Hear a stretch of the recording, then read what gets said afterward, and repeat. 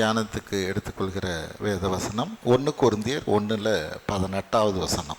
1 கொரிந்தியர் 1வது அதிகாரம் 18வது வசனம். 1 கொரிந்தியர் 1ஆம் அதிகாரம் 18ஆம் வசனம். சிலுவையை பற்றிய உபதேசம் கெட்டு போகிறவர்களுக்கு பைத்தியமாய் இருக்கிறது, ரட்சிக்கப்படுகிற நமக்கோ அது தேவ பலனாய் இருக்கிறது. ஆமென். ஜெபிப்போம்.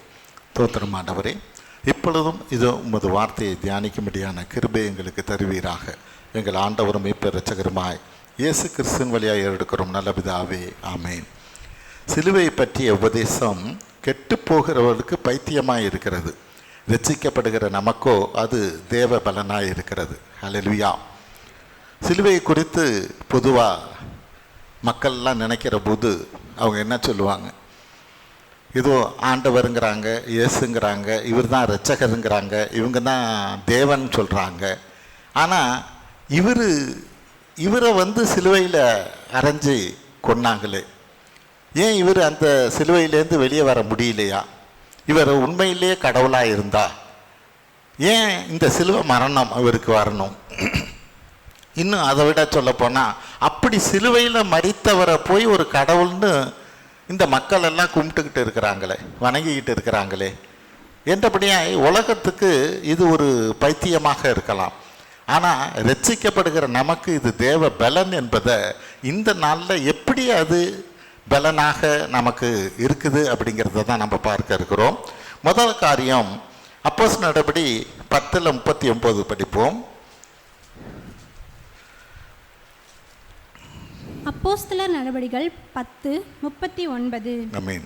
யூதருடைய தேசத்திலும் எருசலேமிலும் அவர் செய்த எல்லாவற்றிற்கும் நாங்கள் சாட்சிகளாய் இருக்கிறோம்.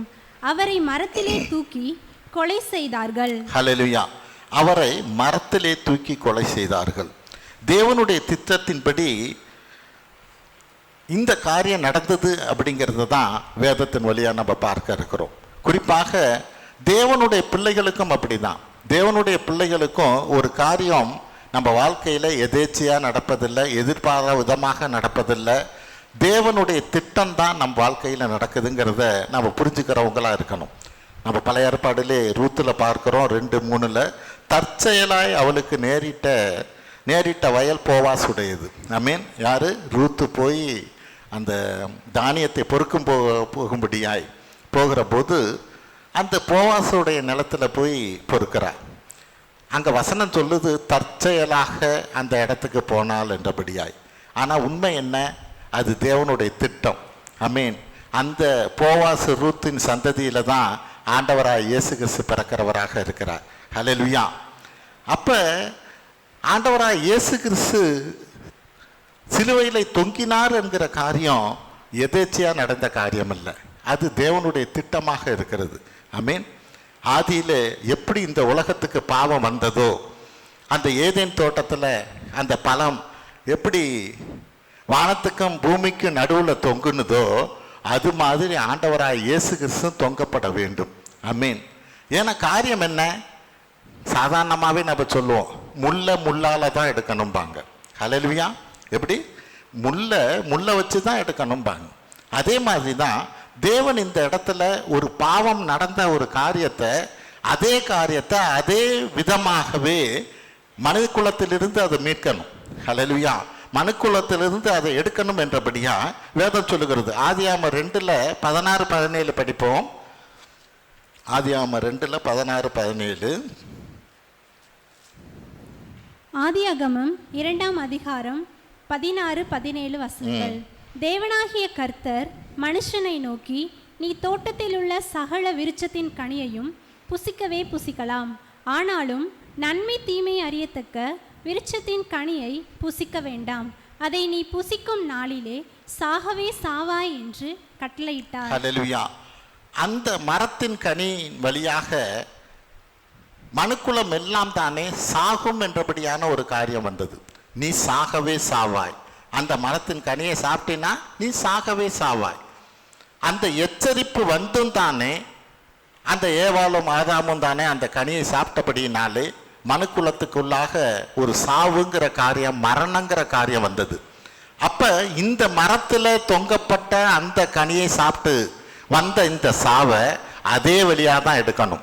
ஆகவே தான் வேதம் சொல்லுகிறது, அந்த மரத்திலே ஆண்டவராய் இயேசு கிறிஸ்து தொங்குகிறவராக இருக்கிறார். ஹல்லேலூயா. ஏன்? அந்த சாவை, அந்த மரணத்தை அதே வழியா அதுலேருந்து எடுக்கணும். ஆமென். அதே வழியா எந்த காரியம் எப்படி நடந்ததோ அதே மாதிரி அந்த காரியத்தை வெளியில கொண்டு வரணும்னா அதேபடி செய்தாக வேண்டி இருக்கிறது. ஹல்லேலூயா. அப்ப ஆண்டவராய் இயேசு கிறிஸ்து அதை தான் வேதம் சொல்லுகிறது, அவர் மரத்திலே தொங்கப்பட்டார் என்றபடியாய். அப்போஸ்தலர் நடபடியில் பார்த்தா அவரை மரத்திலே தூக்கி கொலை செய்தார்கள் என்றபடியாய். ஏன்னா அந்த நாளில் எவ்வளவோ பனிஷ்மெண்ட்லாம் இருக்குது. எப்படியோ வேணாலும் அவங்க வாளால வெட்டியும் கொள்ளலாம், எப்படிப்பட்ட காரியமும் இருக்கு. ஆனாலும் இங்கே ஆண்டவராய் இயேசு கிறிஸ்துவை ஒரு மரத்தில் தொங்கும்படியான காரியம் ஏன் வந்தது அப்படின்னா, அது தேவனுடைய அநாதி திட்டமாக இருக்கிறது. எந்த மரத்தின் வழியாக அந்த பாவங்கிறது, சாவுங்கிறது, மரணங்கிறது மனுக்குலத்தை ஆட்கொண்டதோ அதே மரத்தின் வழியாக அதை மீட்டெடுக்கும்படிக்காக ஆண்டவராய் இயேசு கிறிஸ்து அந்த மரத்திலே தொங்குகிறவராக அங்கே காணப்படுகிறார். 1 கொரிந்தியர் 15:54-55 படிப்போம். 1 கொரிந்தியர் 15:54-55. 1 கொரிந்தியர் 15:54-55 வசனங்கள். அழிவுள்ளதாகிய இது அழியாமையையும் சாவுக்கேதுவாகிய இது சாவாமையையும் தரித்து கொள்ளும்போது மரணம் ஜெயமாக விழுங்கப்பட்டது என்று எழுதியிருக்கிற வார்த்தை நிறைவேறும். மரணமே உன் கூர் எங்கே? பாதாளமே உன் ஜெயம் எங்கே? மரணம் ஜெயமாக விழுங்கப்படும். ஹல்லேலூயா. மரணம் ஜெயமாக விழுங்கப்படும் அந்த காரியத்துக்காக தான் ஆண்டவராய் இயேசு கிறிஸ்து அங்கே தொங்கப்படுகிறார். இதனால மரணம் இல்லாம போச்சா என்றபடியா நம்ம சொல்லுகிறது இல்லை. ஆனாலும் நம்ம நித்திய ஜீவன் உடையவர்களாக இருக்கிறோம். ஹல்லேலூயா. நம்ம இறந்தாலும் பிழைப்போம். ஆமென். அதுதான் வேதம் சொல்லுகிறது. அந்த ஆண்டவராய் இயேசு கிறிஸ்துவை யாரு அந்த காரியத்தை, மரணங்கிற காரியத்தை, மனித குலத்துக்கு வந்த மரணங்கிற அந்த சாவை யார் எடுத்தாரோ, அந்த ஆண்டவராய் இயேசு கிறிஸ்துவை யார் யாரெல்லாம் விசுவாசிக்கிறார்களோ, அவர்களை நம்புறாரோங்கிறோ அவங்களுக்கெல்லாம் நித்திய ஜீவன் உண்டு. ஆமென். ஏன்னா அவர் தான் அதை எடுத்தவர். ஹல்லேலூயா. அவரை நான் நம்புகிற போது எனக்கு நித்திய ஜீவன் உண்டு என்று வேதம் சொல்லுகிறது. கலாத்தியர் 3:13 படிப்போம். கலாத்தியர் 3வது அதிகாரம் 13வது வசனம். கலாத்தியர் 3:13.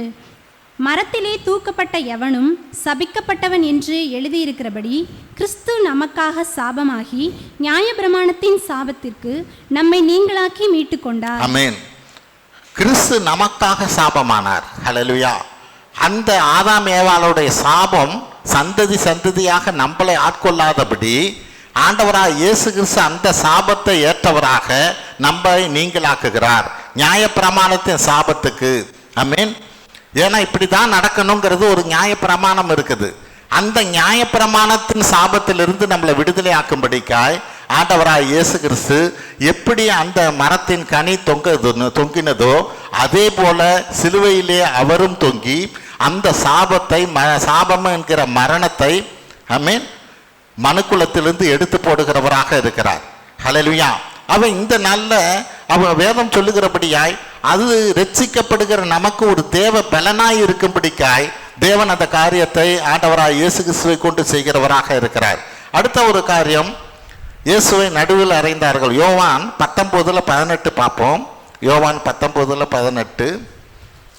யோவான் 19ஆம் அதிகாரம் 18ஆம் வசனம். அங்கே அவரை சிலுவையில் அறைந்தார்கள். அவரோடே கூட வேறு 2 பேரை 2 பக்கங்களிலும் இயேசுவை நடுவிலுமாக சிலுவையில் அறைந்தார்கள். ஆமென். இயேசுவை நடுவிலுமாக அறைந்தார்கள். ஏன் இந்த நடுவிலுமாகங்கிற இந்த வார்த்தை அங்கே வருது? இயேசுவை சிலுவையில் அறைந்தார்கள்னு இருந்துட்டா பிரச்சனை இல்லையா? அதுவும் நமக்கு தெரியுமே, புரியுமே. ஏன் நடுவில் அறைந்தார்கள்னு இருக்கு? ஏன்னா வேதம் அப்படியாய் சொல்லுகிறது. அங்க ஆதியாகமம் 3:3 படிப்போம். ஆதியாகமம் 3:3. ஆதியாகமம் 3ஆம் அதிகாரம் 3ஆம் வசனம். ஆனாலும் தோட்டத்தின் நடுவில் இருக்கிற விருட்சத்தின் கனியை குறித்து தேவன் நீங்கள் சாகாதபடி அதை புசிக்கவும் அதை தொடவும் வேண்டாம் என்று சொன்னார் என்றால். ஆமென். அங்க நம்ம முக்கியமா பார்க்க வேண்டிய காரியம் தோட்டத்தின் நடுவில் இருக்கிற விருட்சம். ஹல்லேலூயா. அப்ப தோட்டத்தின் நடுவில் இருக்கிற வெளிச்சங்கிற காரியத்துல அந்த நடுவில் அப்படிங்கிற காரியத்தை தான் நம்ம பார்க்கிறோம்.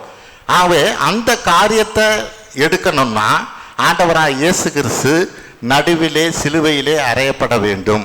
ஹல்லேலூயா. நடுவிலே சிலுவையிலே அறையப்பட வேண்டும் என்று வேதம் சொல்லுகிறது. எப்போதுமே பார்த்தீங்கன்னா எந்த ஒரு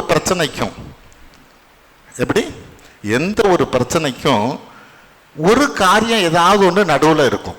அப்படின்னா என்ன, எவ்வளோ பெரிய பிரச்சனையாக இருக்கலாம், ஆனால் நம்ம பேச போனால் அல்லது அவங்க சொல்லுகிற காரியம் என்னவா இருக்கும், என்னத்தை இருந்தாலும் இந்த காரியத்தை சொல்லியிருக்கக்கூடாது. ஹல்லேலூயா. என்னத்தை இருந்தாலும் இந்த பிரச்சனை வந்திருக்கக்கூடாது. ஹல்லேலூயா. பிரச்சனை நிறையா இருக்குது, அதை ஒட்டி காரியங்கள் நிறையா. அது ஏதேன் தோட்டத்தை போல மரங்கள் நிறையா இருக்கலாம். ஹல்லேலூயா. நிறைய பிரச்சனைகள் இருக்கலாம். இதை பேஸ் பண்ணி தான் அதெல்லாம் வரும். ஹல்லேலூயா. எதை பேஸ் பண்ணி? நடுவில் இருக்கிற ஒரு காரியம். அது நடுவில் என்ன, இந்த காரியம் மட்டும் ஏன் இப்படி நடந்தது, இதனால தான் இவ்வளவு பிரச்சனை வந்தது. ஹல்லேலூயா. அப்ப இந்த நடுவில் இருக்கிறத நம்ம பிடுங்கி எடுத்தாகணும். ஐ மீன் இந்த நடுவில் இருக்கிற பிரச்சனையே நம்ம எடுத்தாகணும். ஹல்லேலூயா. ஆகவே தான் ஆண்டவராக இயேசு கிறிஸ்து இந்த நடுவில் அறையப்பட்டார் என்று வேதம் சொல்லுகிறது. அவரும் மற்றவர்களோடு கூட சிலுவையில் அறையப்பட்டார்னு சாதாரணமாக எழுதலை, அவர் நடுவில் அறையப்பட்டார். ஹல்லேலூயா. நான் முன்பே சொன்னது அதுதான். சில காரியங்கள் நம்ம வாழ்க்கையில் எதேச்சியாக நடக்கிறது அல்ல. ஐ மீன் அங்கே அகஸ்வேரு ராஜாவுக்கு எஸ்தரில் பார்க்குறோம், அவனுக்கு தூக்கம் வரல. உடனே நடபடிகள் புத்தகத்தை எடு படி அப்படிங்கிறான். ஐ மீன் அவன் படிச்சுக்கிட்டே என்ன கடந்த நாட்கள் நடந்த காரியத்தெல்லாம் டைரி, ஐ மீன் அதை எடுத்து ஒருத்தன் படிச்சுக்கிட்டு இருக்கான். இவருக்கு தூக்கம் வரல, கேட்டுக்கிட்டே இருக்கார்.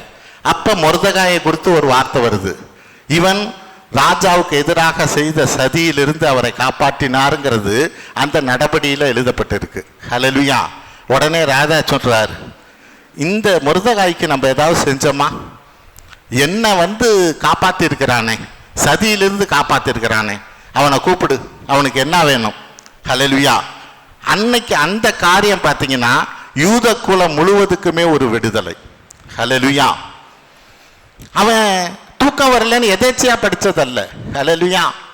இன்னைக்கு அதுதான், உங்களுக்கு தூக்கம் வரலன்னு புரண்டு படுக்காதீங்க, தேவன் உங்களோட பேசுகிற நேரம் அது. ஹல்லேலூயா. தேவன் உங்களோட பேசுகிற நேரம் அது, அதை அதற்காக பயன்படுத்துங்க. தேவன் ஏதோ ஒரு காரியத்தை உங்களோட சொல்ல விரும்புகிறார். ஹல்லேலூயா. அப்ப இங்க காரியம் நம்ம என்ன பார்க்கிறோம், இங்க ஆண்டவராக இயேசு கிறிஸ்து நடுவில் அறையப்பட்டாருங்கிற போது அந்த பிரச்சனைக்கு எந்த ஒரு பிரச்சனையோ, அந்த சாவுக்கு, மரணத்துக்கு, மனுக்குலத்துக்கு மேல் வந்த சாபத்துக்கு ஒரு நடுவான ஒரு பிரச்சனை இருக்கு, ஒரு முக்கியமான ஒரு பிரச்சனை இருக்குது. அந்த பிரச்சனையை அவர் எடுத்தாகணும். ஹல்லேலூயா. ஆகவே அவர் நடுவாக அறையப்பட்டார் என்கிற ஒரு காரியத்தை நம்ம பார்க்கிறோம். ஆமென். அடுத்தது மூணாவது, ஆதியாகமம் 3:6 புசிப்புக்கு நல்லது. படிப்போம். ஆதியாகமம் 3:6. ஆதியாகமம் 3ஆம் அதிகாரம் 6ஆம் வசனம். அப்பொழுது ஸ்ரீயானவள் அந்த விருட்சம் புசிப்புக்கு நல்லதும் பார்வைக்கு இன்பமும் புத்தியை தெளிவிக்கிறதற்கும் இச்சிக்கப்படத்தக்க விருட்சமாய் இருக்கிறது என்று கண்டு அதன் கனியை பறித்து புசித்து தன் புருஷனுக்கும் கொடுத்தாள். அவனும் புசித்தான். புசிப்புக்கு நல்லது. இப்ப இந்த காரியத்தை எப்படி எடுக்கணுமே. ஹல்லேலூயா. ஒரு பாவத்தை செய்யும்படிக்காய் அவளுக்கு முன்னாடி அவளுக்கு தோன்றுகிற காரியம் என்ன, ஒரு தூண்டின காரியம் என்ன, அது புசிக்கிறதுக்கு நல்லதா இருக்குமே என்றபடியாக தான் அந்த பாவத்தை செய்கிறான். ஆமென். அப்ப இந்த காரியத்தை ஏன் நல்லா நம்ம தெரிஞ்சுக்குவோம். நம்ம ஏன் உபவாசம் இருந்து ஜெபிக்கிறோம். ஹல்லேலூயா. ஏன் உபவாசம் இருந்து ஜெபிக்கணும்னு ஆண்டவர் சொல்றாருன்னா, இப்படிப்பட்ட பிசாசுகளை உபவாசத்தினாலும் ஜெபத்தினாலும் மட்டுமே தரத்த முடியும். எப்படி? உபவாசத்தினாலும் ஜெபத்தினாலும் மட்டுமே இப்படிப்பட்ட பிசாசுகளை துரத்த முடியும். அப்படின்னா என்ன அர்த்தம்? இந்த புசிப்புங்கிறது, சாப்பிட்றதுங்கிறது அங்க ஆரம்பிச்சது. ஹல்லேலூயா. புசிப்புக்கு நல்லது என்றபடியாய் அந்த பாவம் அங்க ஆரம்பிச்சபடினால நீ என்ன பண்ணணும், அந்த சாத்தான் சொல்றபடியாக செய்யாதபடி, நீ புசிக்காதபடி, சாப்பிடாதபடி உபவாசம் இருந்து ஜெபிச்சா இந்த பேயை விரட்டலாம். ஹல்லேலூயா. ஆனால் என்னைக்கு உபவாசம் இருக்கிறோமோ அன்னைக்கு தான் இன்னும் கொஞ்சம் அதை சாப்பிடுவோமா இதை சாப்பிடுவோமான்னு எண்ணம் வரும். அது எண்ணம் வர்றது எது?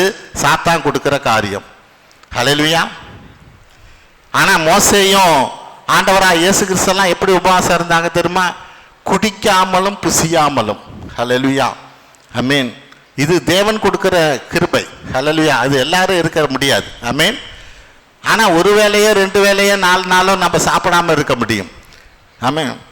குடிக்காமல் இருக்கிறதுங்கிறது ரொம்ப கஷ்டம். தண்ணி குடிக்காமல் இருக்கிறதுங்கிறது உபவாசத்தில் மிக கடினமான காரியம். ஆனால் அவங்க செஞ்சிருக்கிறாங்க.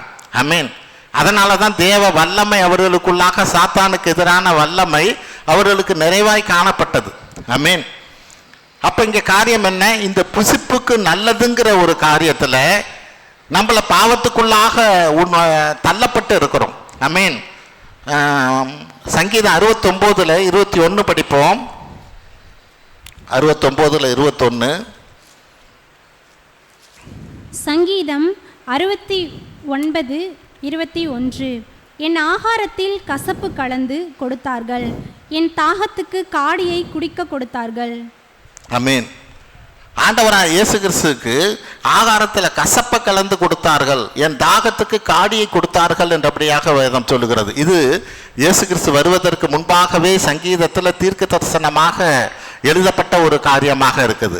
ஏன்னா இவர் இந்த காரியத்தை அவர் எடுக்க இருக்கிறார். ஹல்லேலூயா. இந்த பாவத்திலிருந்து நம்மளை மீட்க இருக்கிறார். அப்போ இப்போ அப்படிப்பட்ட காரியத்தை செய்கிற போது இந்த கசப்பான காடி எதுக்கு? உண்மையில் என்னன்னா கசப்பான காடிங்கிறது ஒரு மதுவை போலது. ஹல்லேலூயா. அந்த கசப்பு காடியை சுவைச்சிட்டோம்னா உங்களுக்கு அந்த சிலுவையில் அறையிற பாடுகள் எல்லாம் தானே தெரியாது. ஆமென். ஒரு மயக்க ஊசி மாதிரி, எப்படி ஒரு ஆப்ரேஷன் செய்யறதுக்கு முன்னாடி எப்படி மயக்க ஊசி போடுறாங்களோ அப்படியா இந்த கசப்பான காடியை ஏன் அங்கே குடிக்க கொடுக்குறாங்க அப்படின்னா, அதை சுவைச்ச பிறகு சிலுவையில் மரணமாகிறவங்களுக்கு அந்த வலியே தெரியாமல் இறந்து போவாங்க. ஹல்லேலூயா. ஆனால் ஆண்டவராக இயேசு கிறிஸ்து அதுக்கு தயாராக இல்லை. ஆண்டவராக இயேசு கிறிஸ்து என்ன சொல்றார்? நான் இதற்காக தானே வந்தேங்கிறார். ஹல்லேலூயா. இந்த பாடுகளை, இந்த பிரச்சனையிலிருந்து மக்களை விடுதலை ஆக்கும்படியா இந்த பாடுகளுக்குள்ளாய் கடந்து வரும்படிக்காக தானே நான் வந்தேன். ஹல்லேலூயா. ஆகவே அந்த கசப்பான காடியை அவர் ஏற்றுக்கொள்ளவராக இல்லை. மத்தேயு 27:34 படிப்போம். மத்தேயு 27:34. மத்தேயு 27:34. கசப்பு கலந்த காடியை அவருக்கு குடிக்க கொடுத்தார்கள், அவர் அதை ருசி பார்த்து குடிக்க மனதில்லாது இருந்தார். ஹல்லேலூயா. அவர் பாடுகளை ஏற்றுக்கொள்ள தயாரா இருந்தார். ஆமென். இன்னைக்கு அப்படிதான். நமக்கு வர்ற பாடுகளை நான் வேறு விதமாக திசை திருப்பணும்னு நினைக்க கூடாது. ஆமென். இப்படி செஞ்சு அப்படி செஞ்சு அதுலேருந்து நான் வெளியே வந்துடலாம் என்றபடியா சில காரியங்களை நம்ம நினைக்க கூடாது. தேவன் ஒரு பாடுகளை, பிரச்சனையை சில நேரம் அனுமதிப்பாரானால், ஆண்டவரே எனக்கு பலன் தாரும்னு நான் ஜெபிக்கலாம். ஆமென். நானா முயற்சி பண்ணி இந்த பாடுகள்லேருந்து எப்படி நான் தப்பிச்சுக்கிறதுங்கிறதுக்கு ஒரு வழியை நான் தேடிக்கிட்டு இருக்கக்கூடாது. ஹல்லேலூயா. இந்த பாடுகளை நீங்க அனுமதிக்காம என் வாழ்க்கையில வராது, இதை தாங்க பலன் தாரும். ஆமென் என்று அவருடைய பாதத்தில் அமர்ந்து அதை ஏற்றுக்கொள்கிறவர்களாக இருக்கிற போதுதான் தேவன் சில நமக்கு தெரியாது சில காரியங்களை, சில பிரமாணங்கிற காரியம் இருக்கிறபடினாலே அதை சரி கட்டுகிற தேவனாக அவர் இருக்கிறார். ஹல்லேலூயா. அது நிச்சயமாக செய்ய வல்லவராக இருக்கிறார். 4வது காரியம் பார்வைக்கு இன்பமானது. ஆதியாகமம் 3:6 படித்தோம். அது புசிப்புக்கு நல்லது, பார்வைக்கு இன்பமானது. ஆமென். இப்போ இந்த பார்வைக்கு அழகு உள்ளது அப்படின்னு இந்த பாவத்தை அவங்க செய்கிறவங்களாக இருக்கிறாங்க, அந்த பழத்தை பறிக்கிறவங்களாக இருக்கிறாங்க. ஆண்டவராக இயேசு கிறிஸ்துவை சொல்கிற போது நம்ம ஒரு பாடலில் கூட பாடுவோம், சாரோனின் ரோஜா அவர், ஆமென், பூரண அழகுள்ளவர் என்றபடியாய். அந்த சாரோனின் ரோஜாவை போல பூர்ண அழகுள்ளவராக இருக்கிற அந்த ஆண்டவராக இயேசு கிறிஸ்து ஏசாயா 53:2 படிப்போம். அவர் அங்கே எப்படி இருக்கிறார்னு. ஏசாயா 53:2. ஏசாயா 53:2 இளங்கிளையை போலவும் வறண்ட நிலத்திலிருந்து துளிர்க்கிற வேரை போலவும் அவனுக்கு முன்பாக எழும்புகிறார். அவருக்கு அழகும் இல்லை, சௌந்தரியமும் இல்லை.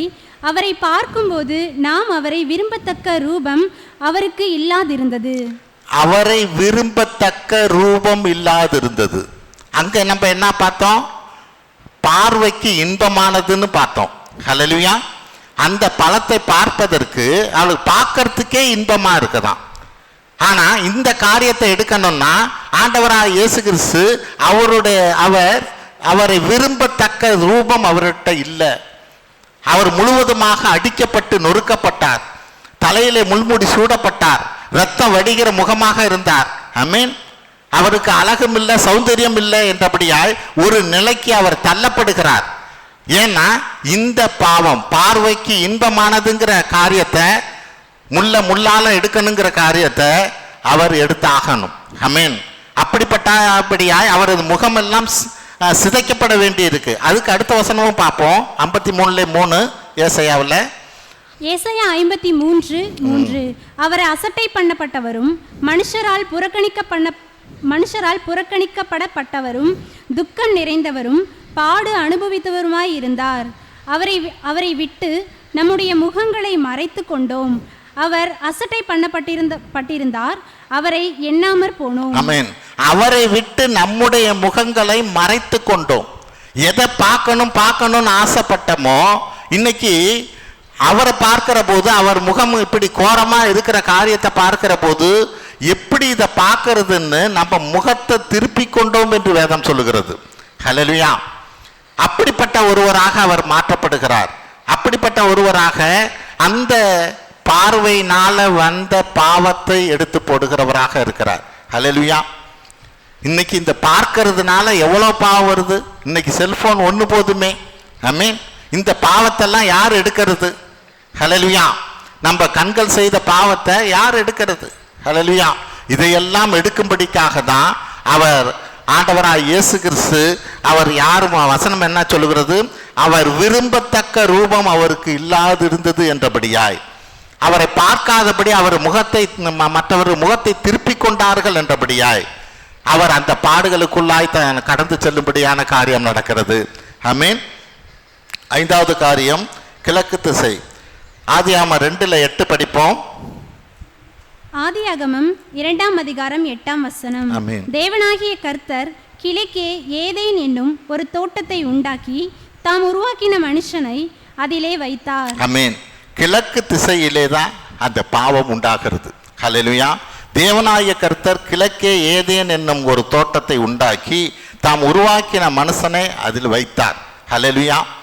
அதை தான் இங்கே வேதம் பார்க்குறோம். மத்தேயு 2:2 படிப்போம்.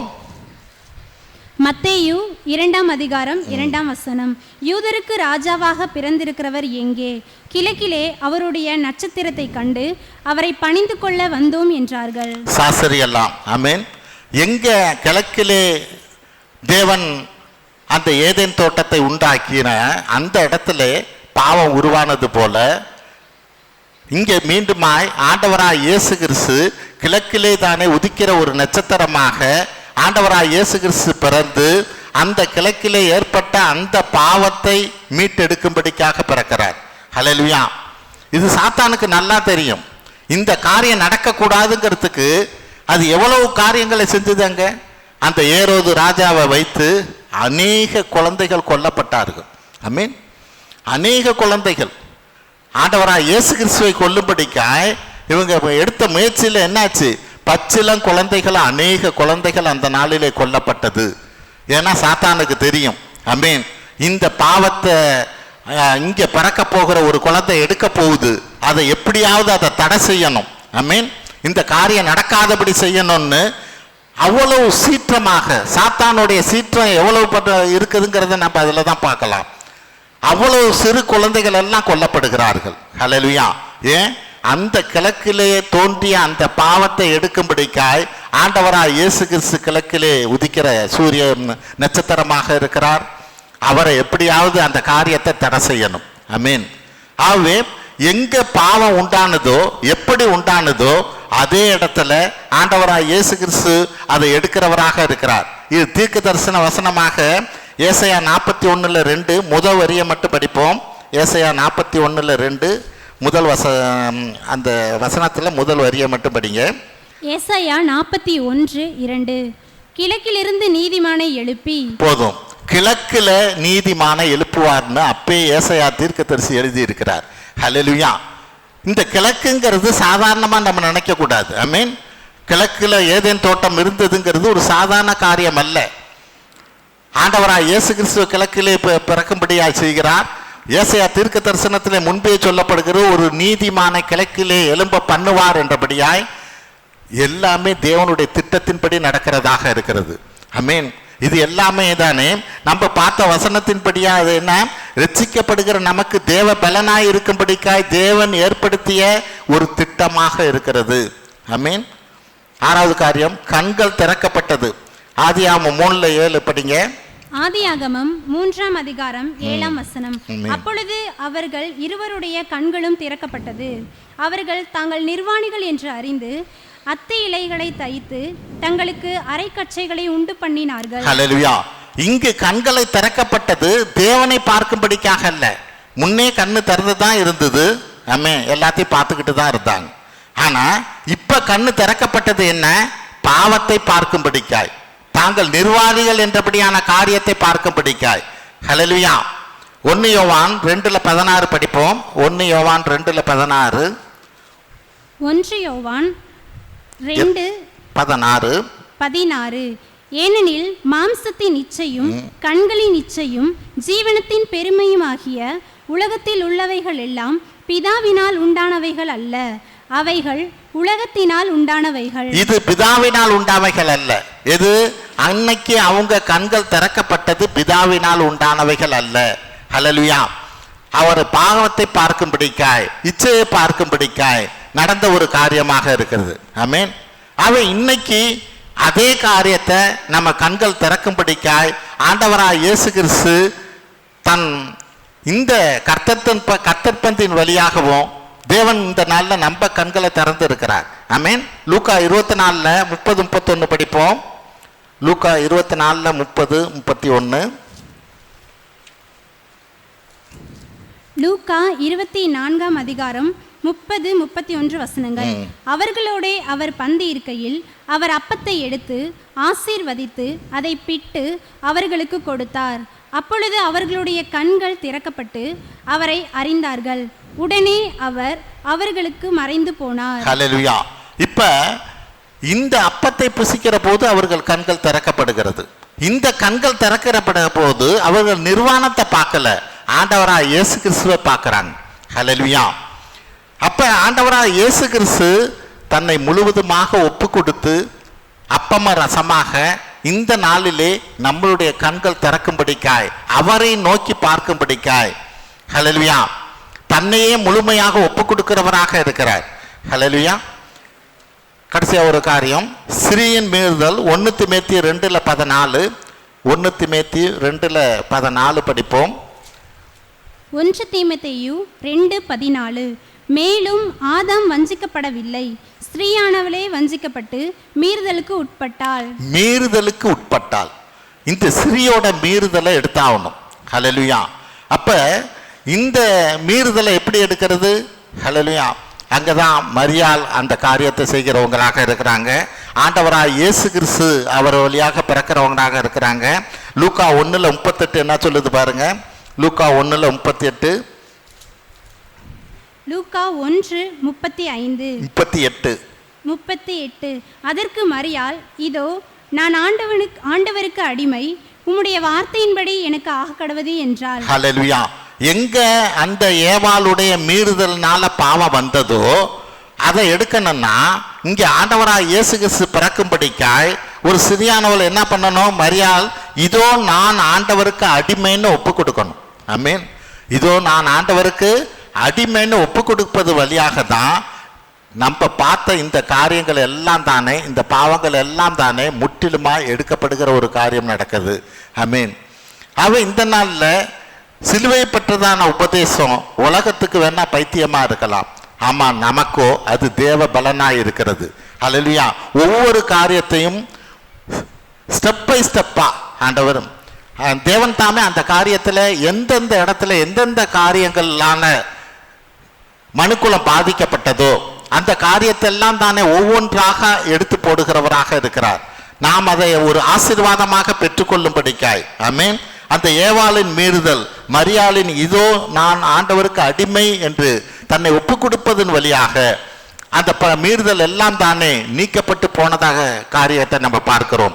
கொலேசியர் 2:14-15 கடைசியாக வாசிப்போம். கொலேசியர் 2:14-15.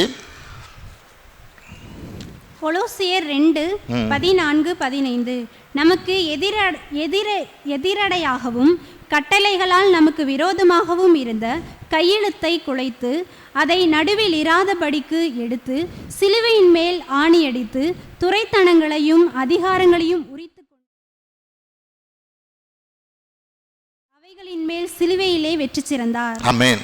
நமக்கு எதிரடையாகவும் கட்டளைகளால் நமக்கு விரோதமாக இருந்த கையெழுத்தை குலைத்து, ஏன்னா இது ஒரு அக்ரிமெண்டே போட்டுடுச்சு.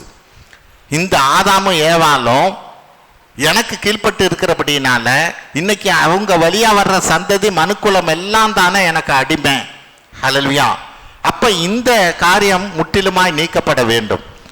எப்ப ஆண்டவராய் இயேசு கிறிஸ்து இதே வழியாக எப்படியெல்லாம் ஆதாம் ஏவாளுக்கு உள்ளாக இந்த பாவங்கள் வந்ததோ அதே வழியில எப்படி முள்ளால எடுக்கணும்னு சொன்னோமோ அதுபடியா ஆண்டவராய் இயேசு கிறிஸ்து ஒவ்வொன்றையும் ஒவ்வொரு காரியத்தையும் தன் பாடுகள் வழியாக அதை மீட்டெடுத்தபடியினால தான் இன்னைக்கு நமக்கு விடுதலையாகி இருக்கிறோம். ஆமென்.